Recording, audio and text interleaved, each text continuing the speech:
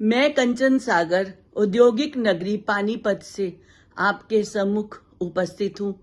सर्वप्रथम जापान में अंतर्राष्ट्रीय हिंदी पत्रिका की गूंज को अंतर्राष्ट्रीय प्रसिद्धि दिलाने वाली प्यारी सी मुस्कान वाली रमा शर्मा जी को बहुत बहुत बधाई देती हूँ, जिन्होंने हिंदी का परचम अभी 9 जून को थाईलैंड में भी लहराया है। मेरी कहानी का शीर्षक है माँ का दर्द। शादी के कुछ ही वर्षों में वह 4 बच्चों की माँ बन चुकी थी और चारों ही उसे बेटे मिले थे। बधाइयां मिल रही थी कि वह बहुत किस्मत वाली है, 4 बेटों की माँ जो है। मन में इसी खुशी का एहसास लेकर वह बच्चों की परवरिश में जी जान से जुट गई। ऊंची नीची परिस्थितियों की परवाह न करते हुए उसने अपने बच्चों को उच्च से उच्च शिक्षा दिलाकर उन्हें इस काबिल बना दिया कि वे अपना निर्वाह बहुत अच्छे ढंग से कर सकें। फिर एक एक करके उनका विवाह भी कर दिया। बहुओं के आने से घर में रौनक लग गई थी। वह बहुओं के मध्य रहकर अपने जीवन भर की थकान उतार लेना चाहती थी, जिस कारण उसने अपना सब कुछ बेटों और बहुओं के हवाले कर दिया और निश्चिंत हो गई। कुछ वर्षों तक तो बहुत अच्छा रहा, लेकिन धीरे धीरे माँ को सबके व्यवहार में परिवर्तन नजर आने लगा। उसे भर पेट भोजन तो क्या, तन पर कपड़े भी नहीं मिलते थे। फिर भी इन सब से अनजान वह बनने का ढोंग ही रचती रह गई और सारी बातों को नजरअंदाज करती रही। उसके दिल को झटका तब लगा जब बहुओं ने एक दिन उसका सारा सामान घर से बाहर फेंक दिया। उन्होंने माँ को घर से बाहर निकलने को कह दिया। वह समझ ही नहीं पाई कि उससे कहां पर गलती हुई। रात भर सड़क पर वह भूखी प्यासी पड़ी रही। बड़े तीनों बेटों ने माँ का साथ न देकर उससे किनारा कर लिया। माँ की आंखों में आंसू तो अवश्य थे, लेकिन फिर भी आत्मा बेटों के प्रति दुआओं की दास्तां सुना रही थी। तब भी माँ ये मानने को तैयार न थी कि उसके बच्चे एहसान फरामोश निकले। छोटे बेटे के हृदय में कुछ ममता जागी, उसका दिल पसीजा।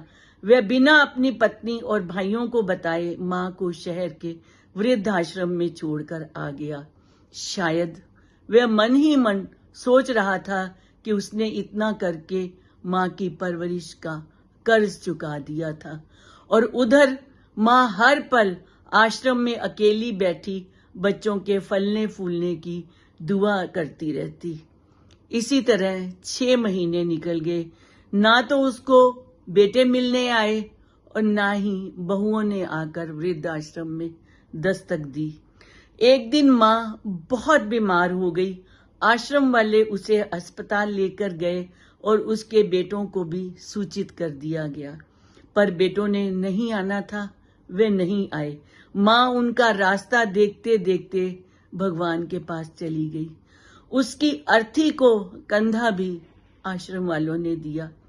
2 दिन बाद ही बेटों को माँ का सामान ले जाने के लिए फोन आया, लेकिन बेटों ने सामान को भी उठाने से इनकार कर दिया। परंतु जब आश्रम वालों ने उनके सामने माँ द्वारा छोड़ी गई किसी एफडी का जिक्र किया, तो तुरंत ही चारों बेटे एफडी को देखने को उत्सुक हो गए और शीघ्रता से आश्रम पहुंच गए। आश्रम वालों ने एक मोटी रकम की एफडी के साथ माँ द्वारा लिखा पत्र भी बेटों को पकड़ाया, जिसमें माँ ने लिखा था कि ये रकम वह अपने ऊपर खर्च कर सकती थी, लेकिन उसने इसे बेटों बहुओं की अमानत समझकर रखा रहने दिया और वह इन्हें किसी खास अवसर पर उपहार स्वरूप देना चाहती थी। पर अब माँ ने एफडी आश्रम के नाम कर दी थी। उसने इसे इस्तेमाल नहीं किया और खुद में कष्ट सहन करती रही और आज ईश्वर के पास चली गई थी। बेटों के पास अब हाथ मलने के सिवाय कुछ नहीं था। बस हाथ में था तो केवल माँ द्वारा लिखी हुई ये पंक्ति कि बच्चों, तुम खूब फलो फूलो, जीवन में कोई तुम्हें कष्ट न आए, तुम निरंतर उन्नति के पथ पर अग्रसर होते रहना। और पत्र अब तक आंसुओं से पूरा भीग चुका था।